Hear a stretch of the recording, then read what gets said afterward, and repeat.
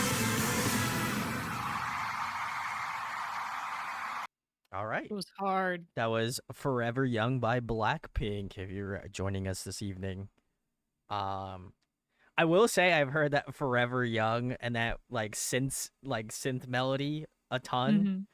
So this must be a very popular song, quote unquote. I mean, guess. this is a It's a I mean, it's very all huge popular popular, album. B-side. Yeah. Huge. Yeah. I will say live performance, great. We'll definitely have to check this DVD out at some point. Probably once I'm done doing this, 4-stream bit for Blackpink. I really gotta give a shout outs to Jenny in this song. Jenny put the team on her back and carried them over the finish line and then some, because she was like, she has to be like 70. She has to have like 70% of like the vocal time on this song, like live at least. Like she's doing like the pre-chorus. She's doing like there like obviously I she don't know if I switches on noticed between that. like her and Rose, but like I she don't think had it's like as a much as you good. think. I don't think. I feel like she's in it a lot. I mean, she is like a center. Okay. She's a focus a lot of times, but I don't know. I felt like she was like I felt like she took a little bit of the centerfold in this song, which is completely fine. I'm not Maybe complaining. maybe a bit more, but I don't think it's like like they all still got lines. Sure. Yeah. yeah, I don't lines. think it's like disproportional. I didn't think it was disproportional, but I guess maybe it's just me just like maybe it's just I think like the you way I view it. were enthralled by her. That's true. and that might Factual. have taken into. Oh man, all I can look at is Jenny. All I can look at is Jenny. No, I thought this was very good. This just further surmises the point that rappers can sing, and they do it very well. So Oh, Jenny's a Some can. fantastic singer. Yes. yeah. Which again, Jenny's a very good singer. Lisa's also a good singer too. that's what I was gonna say. Yeah, Which I think it took a while for Lisa, I think, to sing for like more. her singing, her singing to come out more, and I think for her to feel more confident and to like, I don't know, I guess let her sing more. Sure. But she has a great singing voice as well. I would agree. But Jenny's my bias, by the way. I know we didn't like talk about bias and stuff at all yet, other than Brandon leaning towards Lisa. But I feel like my unbiased take is Jenny is like super well rounded in this group as like for sure. Mm-hmm. like her voice. YG Princess. Yeah, I mean, obviously we've seen her have crazy rap verses and carry with her singing voice as well. So Okay, so Sarah said that Jenny has about 40% of the lines. which is like Okay. pretty sizable chunk, arguably, you know, which is not a bad thing. Again, I But think it's still only like a few percentage more than 1/3, I guess, or one. It doesn't seem crazy. it's not okay. So I don't think it's crazy, but I did notice it a lot more. Where I feel like in other songs it's not as apparent. Um, but I will say Jenny stood out the most to me in this song, for obvious reasons. But I think she's just so, as Alex mentioned, she's so like she wears a ton of hats. She can do the rapping, she can do the singing, she can obviously do the choreo. Like she's just kind of like she just like crushes it all. So I think to me that was like what was really impressive. And again, I feel like Jisoo is always in the back of my head. I really love her like lower tone. I feel like she's got like this really great like warmth to her vocals, and even though I don't feel like she got as much vocals in this song specifically, I still feel like she absolutely crushed it. So those two at least for me in this song were my favorites. Though I did like some of Rosé's parts where she was like popping off and doing obviously like her insane vocal stuff. So overall, I think this is like you couldn't go wrong with anybody if you chose. So Yeah, I made fun of you a bit, but I do think Jenny stood out a lot in this performance. I'm with you. I respect it. I respect it, Therese. I do think my eyes generally lean towards her and Lisa when they're doing stage performances because they have some of the biggest stage presence. Rosé, like her vocals always catch my attention. But Jenny's and Lisa and mostly their rapping style, I'm always like, damn, so cool. They're so cool. It's because like I feel like they. Sorry, not to cut you off, but I didn't just yeah. on that. I feel like they rap live so much looser than they do on like the recorded versions, which I feel like just adds to the. Like you can tell it's live, right? Oh, for sure, yeah. Like that's I think that just adds a lot to what the argument I was making earlier about like the live performance and stuff. But yeah, I do think that I actually like the studio version of this more, maybe just because I can hear the music a little better. This one was pretty. If this was a DVD I bought, I think I'd be kind of disappointed by the lack of filtering out of screaming. But I also think that the screaming is inevitable for Blackpink. I feel like you should have the screaming in for like the intro or something and the outro, and then like it's you're recording it from the board, right? Yeah. Like you should just be able to cut out the crowd mic. Yeah, I'm not a big fan. I wish they made it a little clearer, just because this also used their live band. Which is always they're so good. They do all their tours with them. They do everything with them. They use the same band. They've been using the same band for years. They're really, really talented, nice guys. And they're so good at adapting these like EDM Blackpink songs into sometimes like almost like metal songs for some stuff. Yeah. It's really, really cool. And you will get to see more of that as we go on. Yeah. But I like that, and I like the sort of, I can't even call it like a switch at the end because it has the same beat. It just doesn't have the same key. So yeah, I think it's a nice different kind of YG festival ending. It's a YG change up. YG. Teddy, change up. Oh God. Can you imagine if we had Teddy, like if he whispered his name at the beginning of every Oh, like God. a DJ Khaled moment. It's your boy Don't Teddy. want it. I don't want it. I don't want it. Oh, we also Another didn't talk one. about we also didn't talk about the other songwriter. I don't know if she was on this track, but she was on DDU-DU Becca Boom. Oh God. Oh, which you got something to has say been about like no, I just like I think she adds something different to Blackpink while still keeping it in the Blackpink realm. But I know a lot of people have like either a hot or cold sort of reaction to Becca Boom okay. as a songwriter. I will say she is a good songwriter. I think that a lot of times she is guilty of writing some very cringe lyrics. Um, That's sometimes the best part. yeah, and I also like not to get. I don't want to get deep in the weeds here, but I also remember hearing that Becca Boom is like not a great person. Well, Well, successful songwriter. Yeah, and we won't go into that. So I will. but I she gotta, does contribute to a lot of Blackpink songs. She works with Teddy and Makes Black sense. Label and stuff very, very closely. I gotta Do give a Jenny? Oh, I was Go ahead, gonna ask, Chase. do Jenny and Lisa write their own raps? If they were back then, they were not getting credited for it. I know yikes. I know they for sure do now.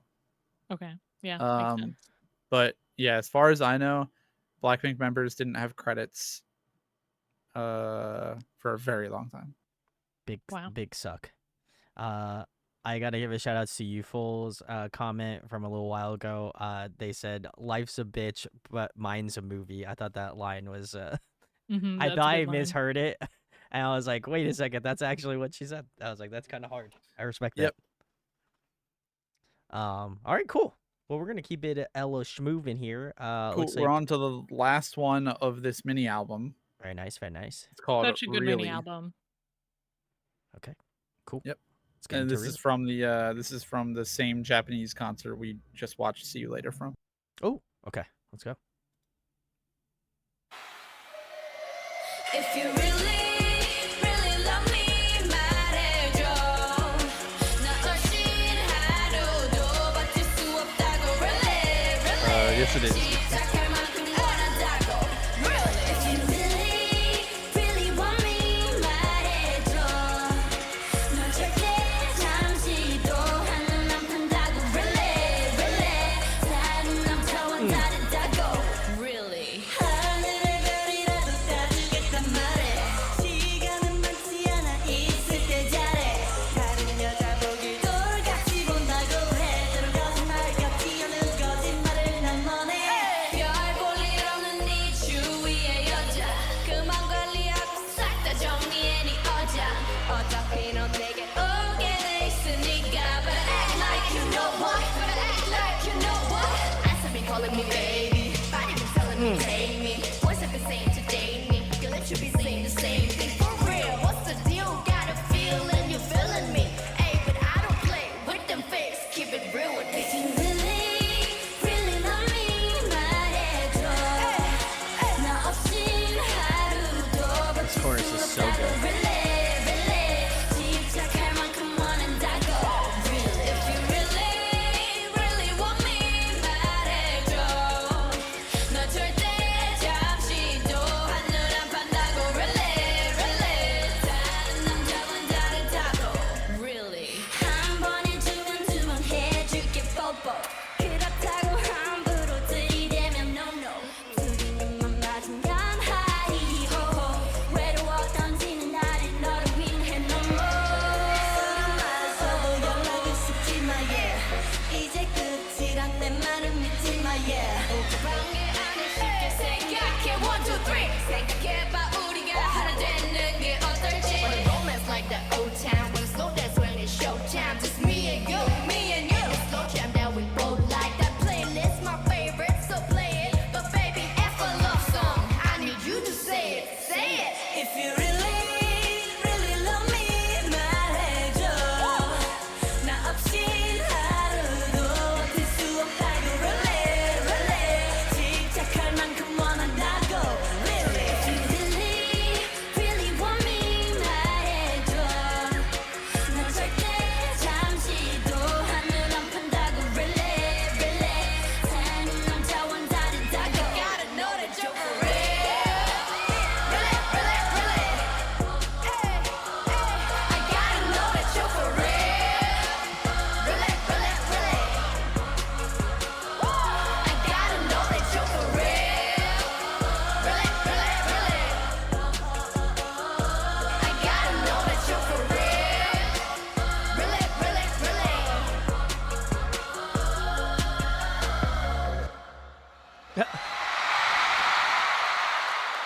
guys love how Jenny ran back on the opposite side of the stage.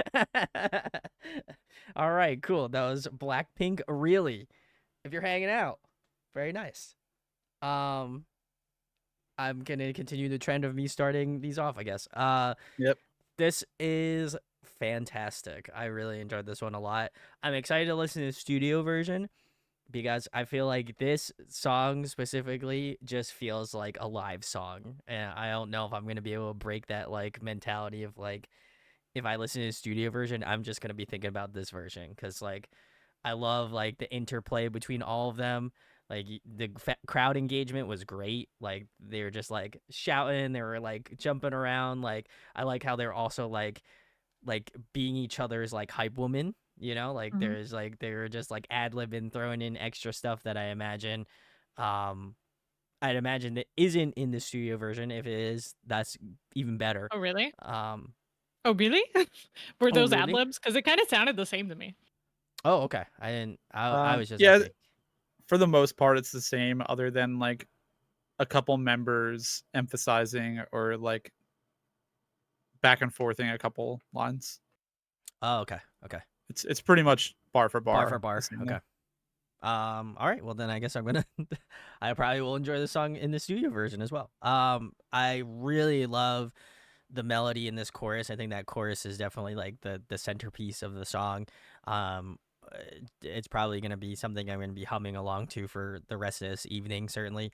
I like how I think it was the first chorus was Rose and Jenny, and then I know Jisoo did the second chorus. I know she did the second chorus, and then I don't know if Lisa followed up after that. But man, that was great. Those combos are really cool. But yeah, honestly, just like the interplay between all of them was just like what really got me about the song. So yeah, this is fantastic. Even the live performance was awesome too. So kudos. I'll start off with my favorite part of the song is the ending where they have that like choral sample, like the vocal chorus sample at the Yeah, end. yeah, I don't. yeah. It's almost like choir like, doing that like really nice melody in the background at the end. I just think it's fun. And you can. I also like that you can hear like hear the members' vocals in that individually, so you can tell it's them doing the vocals, which is cool. Sometimes stuff like that, like vocal samples, they just use like a studio vocalist or like a Mm, songwriter. You okay. can actually hear the girls' vocals in it, which is cool. Um, the funniest part of the song for me is in the Rose's one verse where she goes ha ha hee hee ho I ho. it it didn't even pick always. that out. How did you not hear? It takes me out of the song. I'm gonna be honest. I was too busy Um, vibing. it's you, I don't know. I feel like it. I heard it once and I was like, Now I have to go back and what listen to it again. what were we doing? And then it just sticks out to me every time. It's not that I hate it. It's just very funny. It's like a very random thing to have in the song. Uh, but generally speaking, I love this song. I love this whole mini album a lot. I think it's really, really like there's no misses on this mini album. I think this song, like it fits in. Yeah, Therese? I agree with you, Brandon. I think this is definitely like a hum along kind of song. Like, can definitely get stuck in your head. Beat wise, pretty simple. Just a good time singing with the girls. I don't know. I don't have much to say. Like, they all did their thing. They all delivered their lines in their own way. And obviously, like, stage play is cute. I love stage play. But yeah, it's just like a kind of like a sweet song on a pretty rambunctious album, I'd say, or mini album. That's fair. So it's a good break, I guess. But yeah, I love it. Love the girls. I do feel like this is like one of those songs that, at least, I don't know. I know we talk about like having like one of those songs that you put on like when you're just like having like a late night chill drive. I feel like this one's like one of those ones you have like, it's not like, It's a good it's like a driving one. nice, it's a good driving song. Like if it's not too hot out, you have all your windows rolled down and you're just like cruising. I feel like this is a good song to throw on, you know? Like that was like my inherent thought was like, oh, this would be a great cruising song. I'm gonna have to throw that on the playlist, you know? So, but yeah, this was very good. So I'll have to, obviously I've checked out the entire mini album, which is great. So now I can go back and listen to it again. Let's go. All right, It's cool. the best. The next Cool. one is We've got. Kiss and Make Up. Yep, this is our last one for tonight. Oh, This is a collab song where Blackpink was featured on a Dua Lipa song. let's go. Um, I love Yep. Dua Lipa. called "Kiss and Make Up." All right, let's go. Dua Lipa's my bias. Okay, bold. ABOP We haven't talked all morning. Bang my head against the wall. I'm scared I'm falling, losing all my control, and I'm tired of talking. Feel myself saying the same old things, but this love's important. Don't wanna lose you this way. Feeling we about to break up. Just wanna kiss and make up one last time. Touch me like you touch nobody. Put your hands all up on me. Tired of hearing sorry. Kiss and make up. How about we leave this party? 'Cause all I want is you up on me. Tired of hearing sorry. Kiss and make up. Kiss and make up. Kiss and make up. Kiss and make up. Kiss and make up. Kiss and make up. 아직 너를 못 떠나고 원하고 있는 건지 언젠가는 끝날 걸 알지만 고장난 우릴 다시 고쳐볼 수는 없을지 아무런 말도 넌 하지마 마지막은 없어. Feeling we about to break up. Just I wanna like that kiss and layered make vocal. up one That's last cool. time. Touch me like you touch nobody. Put your hands all up on me. Tired of hearing sorry. Kiss and make up. How about we leave this party? 'Cause all I want is you up on me. Tired of hearing sorry. Kiss and make up. Kiss and make up. Kiss and make up. Kiss and make up. Kiss and make up. Kiss and make up. Kiss and make up. 뭐가 되건 다 필요 없어 너면 됐어. So tell me, can we work this whole thing out? Work this whole thing out. 날 처음 만났던 설레던 순간 그때처럼. So tell me, can we work this whole thing out? Work this whole thing out. Kiss and make up. Touch me like you touch nobody. Put your hands all up on me. Tired of hearing sorry. Kiss and make up. How about we leave this party? 'Cause all I want is you up on me. Tired of hearing sorry. Kiss and make up. Kiss and make up. Kiss and make up. Kiss and make up. Kiss and make up. Kiss and make up. Kiss and make up. Kiss and make up. Kiss and make up. Kiss and make up. Kiss and make up. Kiss and make up. Kiss and make up. All right, cool. That was Dua Lipa and Blackpink, Kiss and Make Up. I love the little trap horn at the end. There. Yeah. Always good. Well, for those who don't know, I love Dua Lipa. Dua Lipa's great. One of my favorite pop artists. Yep. So already big dub already for that. It's so interesting to see how well they both work so well together. Like I feel like on paper, obviously, I feel like it would work out, but just to hear it in practice is like so cool. And I think her voice actually suits is very complimentary to the rest of the girls in Blackpink. Um, so I really do like that. I actually feel like she kind of fits more closer to like the Jisoo register, at least in terms of like obviously she's got more of a warm vocal tone, which I thought was really great.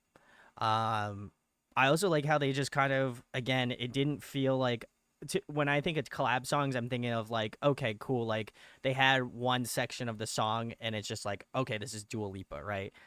I like that this song is kind of like a good mix of everybody. It doesn't feel like okay, this one section is only Dua Lipa's and like that's it. Like it feels like a good Yeah. mix of everybody's. It doesn't feel like Dua Lipa featuring Blackpink. It Correct. feels like Dua Lipa joined Blackpink and they did a song together. Correct. Yeah. So I thought that was really great. That was one of the things I wanted to point out about this song. Speaking about Jisoo, I thought she was probably my favorite person in this song specifically. She's just got like again, her register is so like luscious. So I really enjoyed her vocals in this. But I also really again enjoyed Jennie. I thought Jennie was incredible on this song. She's got a very similarly to Lisa, but like in a different way. I think I internalized her vocal tone to be really interesting, and obviously I feel like Lisa's vocal tone in her rapping style is very interesting. So like it's cool to I'm starting to notice things about how they do their vocals. But I thought this song collectively was like really, really well orchestrated. So I gotta give them again a big kudos to how well it worked out. Because again, I as Youthful pointed out, I feel like Dua Lipa could have been like a fifth member of Blackpink, and it would have made sense. Oh, that'd be ideal, right? It would be ideal. I mean, hey, listen, Oh, I don't be yeah. complaining, you know. I do think their voices go very well together. I think they bridge such a good like register up to Dua Lipa. All of their voices are in the right range to like do a song together. It's so nice. It's so nice to hear. I do think it was interesting how like the first verse we got from Blackpink was in Korean. I didn't expect that because especially like in like 2018, it wasn't even common for a Blackpink or for a K-pop and Western artist to collab, let alone have part of it be in Korean. Yeah. Usually Sure. like they'd have to sing English or it wouldn't like, I don't know. That's just how I remember it being. Like you just, you have to pretend you're not in K-pop. Right, and for Yeah. Blackpink, interestingly, like they could have. Right. You know? Like they Like could they're the all group that sing in could English. have. Yeah. So I really appreciate that they're, you know, letting them write the way they want to and sing the way that they want to. I don't know if I have like a favorite on this track, Dua Lipa, but Yeah, I was that's gonna a say, biased yeah, response. that is also factual. And I think you're right. I think it sounds less like a feature and more like a true collaboration, like written together sort of. But I was curious if there was any input from the Blackpink team, and there is a Teddy on this track, but it's not our Teddy. It's a different Teddy.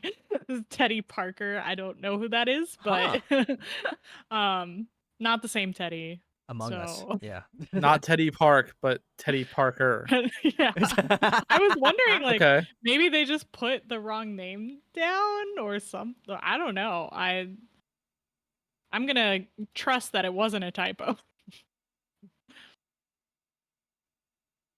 Fair enough. Alex, your thoughts? I don't know. I have to agree with what Therese said about their voices all working really well together. I think this is like the best collab they could have had vocally, because I often feel like Jisoo's voice stands out a lot from the rest of the members. Like juxtaposed to Rose, they have very like opposing voices. Dua Lipa is like the perfect bridge that like her vocal register is not that different from Jisoo's, and I it agree. blends all of their voices and their vocal parts so well together that I think it also probably has to do with some of the processing on the voices, but a lot of it, like their vocals are just distinguishable enough, but not too distinguishable to be distracting on a song like this, where there's like, you know, 5 very different vocalists. I don't think they did a good job of. I think Dua Lipa was the one that approached them about it, but Oh, Mm, cool. I think nice. that it was a smart decision to work with someone like her. Um, Yeah, up as and far as coming yeah, Western pop to up and coming K-pop. Yeah. right. As Yeah. far Yeah. as like a favorite in the song, I don't know. I think Jisoo's vocals sound really good on this. Um, they all sound great. I like that I was gonna agree. Yeah. Lisa got singing She got parts. singing There, parts, yeah. yeah, there wasn't really necessarily like a rap verse that they threw in for Lisa. She got singing parts. She sounded really good. I agree. It does look useful. Gave us some context behind it. So it looks like they said on May 6th of 2018, Dua Lipa performed a concert in Seoul as a part of her self-titled tour, where Blackpink's Jennie and Lisa were in attendance. And then just saying they had a blast. Uh, Dua Lipa said that thought "Kiss and Makeup" would sound great as a collaboration song. And then obviously Dua sent the song to Blackpink, asking for them to feature on it. And it does look like, in terms of the lyrics, they translated those from English to Korean. So Cool. that's very sick. And then you've also said that another reason why they're so big is they're all fluent in English except for maybe Jisoo, but she knows enough. Yeah, it seems like it seemed like they were all very comfortable singing in English, which is like I Mhm. think a big monument to obviously how massive of a group they've become, certainly. So, It uh, really changes the dynamic of a concert because oh sure, typically you'd like have to Yeah. wait for translations or Yeah. you just wouldn't understand what's going on, but it's very it's kind of like imperative to create a global group that can speak English pretty well. or if you have members that are like obviously can speak English fluently, I feel like that Even helps out a then, ton. like I feel like Blackpink is they're 75% English speakers, and I don't Yeah, think that's easy to say for any other K-pop group. Like even if you have two members that can speak, you still have a bunch of other members that they can't. don't. Yeah, And yeah, they either have to learn or they translate, and the translation does take some time away from like the fan Yeah. interactions and stuff. Yeah. For sure. true, true. And Jisoo might not be like fluent, but But she understands. she's very good. She's Yeah. very good at English and she fully understands. Hmm. Very nice, very So, nice. Well, yep. that was part 1 of Ooh. Blackpink. We will be doing part 2 on Wednesday. If you are watching this on YouTube, some of the stuff will be missing, certainly. So, as Alex mentioned, Patreon is the best way to see all of these in full. If you can make them to the live, come hang out on live. We would love to see you in chat. We love chat, so come hang out and give us some good fun facts, tidbits, anything you would like us to know about Blackpink. Alex has 2 hammers, so be careful. Maybe slowly through the series I'll start showing bits and pieces of my collection. Oh, I thought you were gonna say you're gonna add another hammer and then add another hammer. Oh yeah. Every night we stream, Alex just gets another Blackpink hammer. He's gonna come out with 4 hammers. Never know. Okay, so you asked what my favorite song was, or a couple favorite songs. That's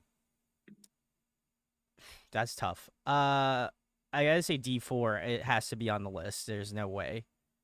If It's Your Last was great. I still think that's probably one of my favorites.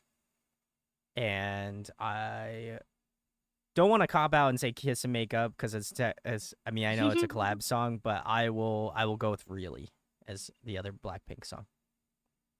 So I think mine would be DDU-DU DU See You Later.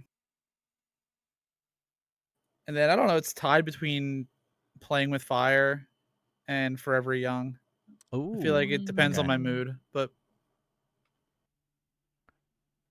Uh, hmm. Well, my 3 favorite are all from the same mini album, so it's a cop out. but it's just a really good album. That makes sense. Yeah, checks out. DDU-DU. I really liked the Forever Young song, and really live performance hit. Yeah. Oh, okay. Nice. Cool. Well, if you guys want to place your bets on who you think my bias will be by the end of this, that'd Look, be cool. I was thinking about that prior to starting the series, and I really thought it was gonna. My prediction was that it was gonna start off Lisa, and by the end of the series be Rose. Ooh, okay. Ooh. What do you think, Therese? What do I you was think your also pitch is? on the hive mind of Lisa. She's so easy to stand. That's fair. That's fair. Chat, if you want to make your predictions now, you can make your predictions.